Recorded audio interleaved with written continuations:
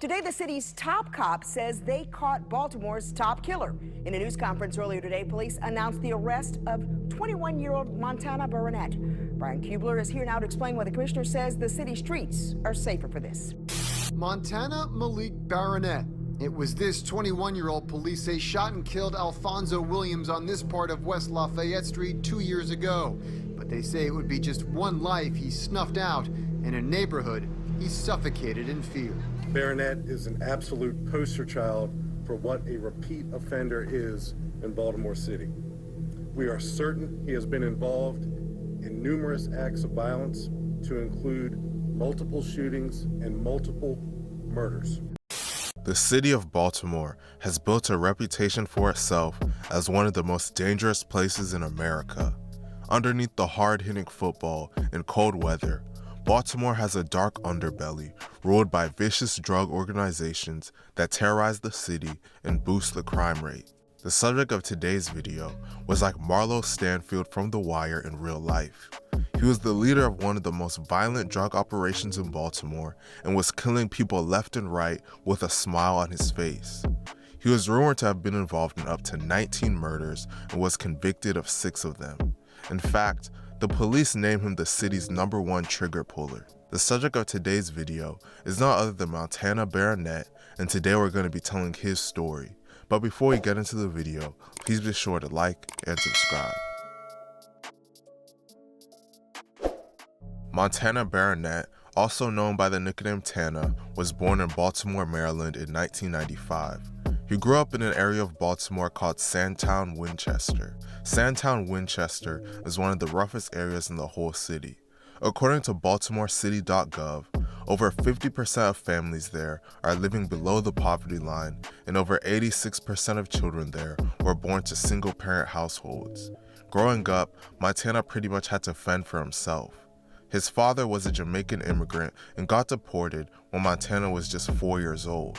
His mother was always out roaming the streets and was rumored to be a drug addict. Baltimore is a city full of drug dealers, and in an area like Sandtown, Winchester, those are the only people making real money. Naturally, a young boy without guidance like Montana would look up to them and aspire to be just like them. When he was around 7 to 8 years old, Montana and his brother named Terrell Sevels would get involved in the drug trade and start doing favors for drug dealers. Eventually, when they were young teenagers, a member of the Black guerrilla family named Davon Robinson recruited them to run one of his drug operations in Sandtown.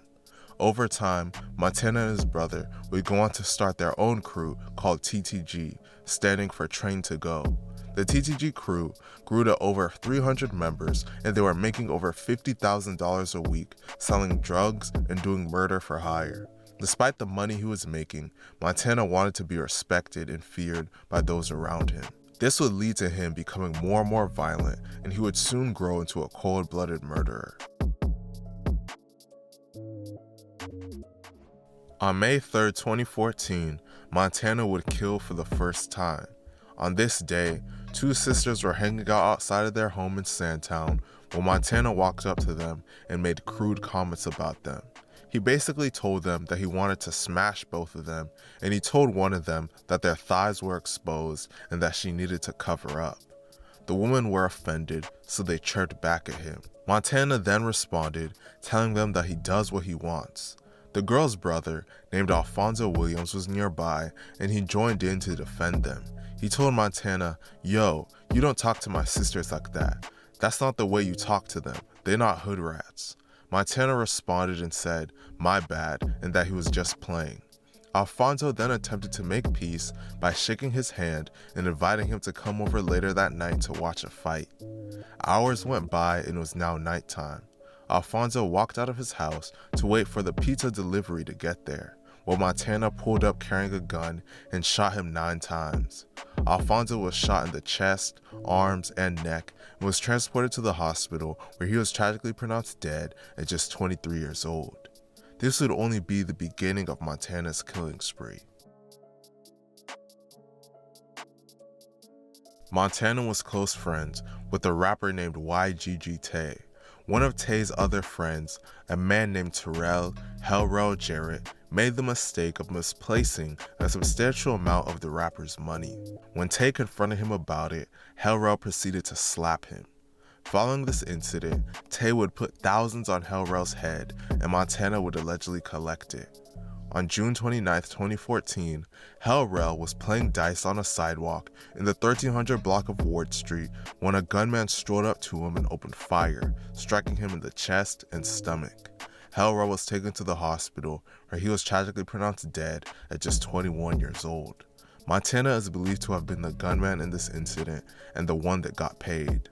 Unfortunately, the killing wouldn't stop there. 4 months later, 2 other local gangbangers, James Blake and Ronald Langley, were killed. Their mistake had been trying to kidnap Milk, a real named Roger Taylor, who worked closely with a major drug importer named Shango Owens and was financing YGG Tay's career. The kidnappers grabbed the wrong person. They kidnapped a guy named Scratch, a real named Darius Singleton, who was Tay's friend and had borrowed Milk's car. After realizing they had the wrong guy, Blake and Langley stripped Scratch, took his money, and let him go. When word reached Milk and YGG Tay, a bounty was offered. Both Blake and Langley were shot dead. James Blake was just 24 years old, and Ronald Langley was just 22 years old. Montana and another TGG member named Binky, real named John Harrison, were named by witnesses and on social media as the likely triggermen. Langley was set on fire afterwards. His blackened remains were discovered in November behind a West Baltimore elementary school. The killing would continue. On January 4th, 2015, Montana and Binky were driving down the 1100 block of North Whittier Street when they spotted a BGF member named Beezy, renamed Brian Chase. Montana and Binky had been looking for Beezy because he told someone that there was money on Binky's head. This enraged members of TTG and made them want to kill him.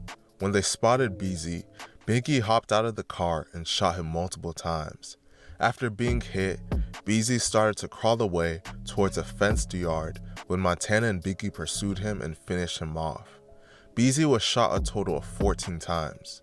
He would later be discovered by the police and transported to the hospital, where he was tragically pronounced dead at just 32 years old. Montana and other members of TTG would follow this incident with a horrific, broad daylight triple homicide. In June of 2015, an attempt on Montana's life was made. One day, he was riding a dirt bike in the streets when bullets flew by him. Fortunately for him, none of them struck him. Montana believed that a BGF member named Dirty, real name Lamont Randall, had sent the shooter to try to kill him.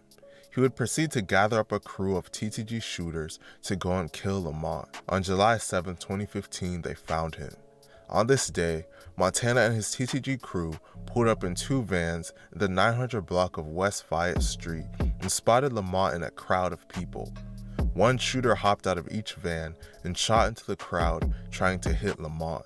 Lamont was shot 17 times, but 3 other innocent people were hit in the crossfire. A woman named Jacqueline Parker was shot 11 times, and a man named Gerald Thompson was shot 19 times.